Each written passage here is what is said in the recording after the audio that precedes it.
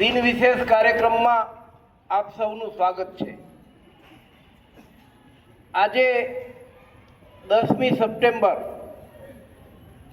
એટલે વિશ્વ આત્મહત્યા નિવારણ દિવસ।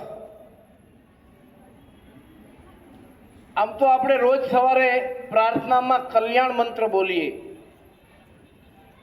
સર્વે ભવંતુ સુખીનઃ, સર્વે સંતુ નિરામયા।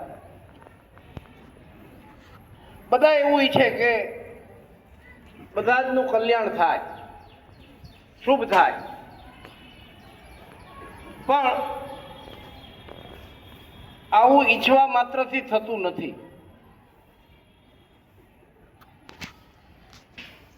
તમે જાણો છો અને જુઓ છો કે છાપાઓમાં, સમાચારોમાં આત્મહત્યાના કિસ્સાઓ વધી રહ્યા છે। જુદી જુદી રીતે વ્યક્તિગત અને કેટલીક વખત તો સામૂહિક રીતે આખા પરિવારની આત્મહત્યાની ઘટના જ્યારે જોઈએ છે ત્યારે ખલેલ પમાય છે।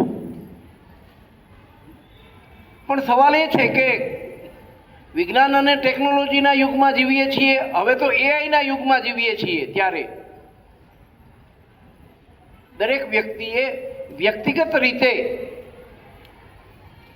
પોતાની મેન્ટલ હેલ્થની ચિંતા કરવી જોઈએ। વારંવાર સાંભળીએ છીએ કે હરીફાઈનો યુગ છે, પણ હરીફાઈમાં વ્યક્તિ પોતે પોતાની પસંદગીથી ઉતરે છે। કોમ્પિટિશન અને કમ્પેરિઝન એ ધીમે ધીમે વ્યક્તિનું માનસિક સ્વાસ્થ્ય બગાડે છે। એમાંથી જ ચિંતા, સ્ટ્રેસ, ડિપ્રેશન આ બધું આવે છે અને એ વ્યક્તિને આત્મહત્યા સુધી દોરી જાય છે। ધીમે ધીમે આપણે સૌ નેચરથી દૂર ખસતા ગયા, કુદરતની સાથેનો આપણો નાતો ઘટતો ગયો। જાત, જગત અને જીવતરને જે ચાહવાની એની જે ચાહત છે એ જાણે ઘટી રહી હોય એવું લાગી રહ્યું છે। એટલે મને લાગે છે કે પ્રથમ તો વ્યક્તિએ પોતાની જાતને ચાહવી જોઈએ। જે પોતાની જાતને નથી ચાહતી વ્યક્તિ, એ જ્યારે કંઈક વિકટ પરિસ્થિતિ આવે છે ત્યારે આત્મહત્યા સુધી પહોંચે છે। એટલે ઈશ્વર સાથેનો નાતો વધુ મજબૂત બને, નેચર સાથે રહીએ એ વધુ જરૂરી છે। અને આમ પણ આપણા શાસ્ત્રોમાં કહ્યું છે કે 3 વસ્તુ દુર્લભ છે। એક મનુષ્ય તરીકેનો જન્મ પ્રાપ્ત થવો દુર્લભ છે, અને છતાં આપણને મનુષ્ય તરીકેનો જન્મ પ્રાપ્ત થયો છે। બીજી દુર્લભ વસ્તુ છે સુસંગ, સારી વ્યક્તિનો સંગ પ્રાપ્ત થવો દુર્લભ છે, કે જે આપણને મદદરૂપ થાય, સાચી સલાહ આપે, હૂંફ આપે, રડવું આવે તો રડવા માટે ખભો આપે। આ સુસંગ એ પણ દુર્લભ છે। એટલે આપણે જોઈ લેવું જોઈએ કે આપણે કોનો સંગ કરી રહ્યા છે, આપણો સંગ કેવો છે। અને ત્રીજી દુર્લભ વસ્તુ છે એ ઈશ્વર પ્રત્યેની શ્રદ્ધા, ઈશ્વર પ્રત્યેનો આપણો ભાવ, એની સાથેનો આપણો નાતો। આપણે વાતો કરીએ કે સત્કર્મ અને કુકર્મના આ બધી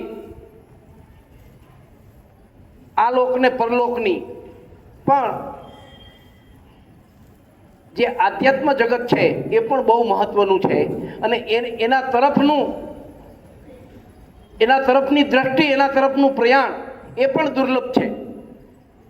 એટલે જ્યારે પણ કંઈક સમાજમાં ઘટના બને છે ત્યારે બહુ ગંભીરતાથી એને જોવા સમજવાનો પ્રયાસ કરવો જોઈએ. મનુષ્ય જીવન પ્રાપ્ત થયું છે તો એને બરાબરથી જીવી લેવાનો પ્રયાસ કરવો જોઈએ. આપણી જીજીવિષા એ પ્રબળ રહે એ રીતે જીવન જીવવાનો પ્રયાસ કરવો જોઈએ. આપણે પ્રાર્થના કરીએ કે દુનિયામાં આત્મહત્યા વધી રહી છે એ ઘટે. વિશ્વમાં દર વર્ષે 8 લાખ કરતાં વધુ લોકો આત્મહત્યા કરે છે અને એના કરતાં 4 ગણા લોકો પ્રયાસ કરે છે પણ બચી જાય છે. WHO અને વિશ્વની જુદી જુદી આરોગ્ય સંસ્થાઓ આ માટેના ભરપૂર પ્રયત્નો કરે છે કે આત્મહત્યા ઘટે, એનું નિવારણ થાય.